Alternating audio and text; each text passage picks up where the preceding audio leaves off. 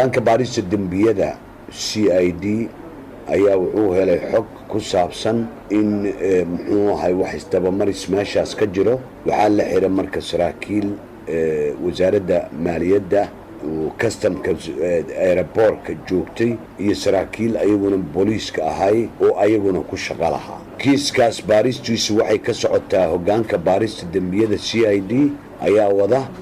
muxuu ahaa natiijada ka soo baxdana waxaa loo gudbin doonaa haddii rabbiga awoodda la ogolaado maxkamadda awoodda u leh qaadista kiiskaas. ma suuragelayso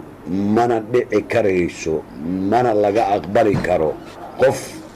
qofkii masaakiinta ahaa ee aad ogtihiin hooyayaashiin iyo muxuu ahay yaanyada ku gedaysa suuqa bakaaraha iyo wixii lamida oo ganacsi ku jira nuuc kasta ha noqaadaan miisaan kasta ha lahaadaano inta canshuur bixiyayaasha wixii ay ayagu lahaayeen intay ugu talagaleen in dawladda lagu kafargareeyo howlaha dawladda lagu socodsiiyo qarannimadina dib loogu soo celiyo in qof inta soo qaato lagu aaminay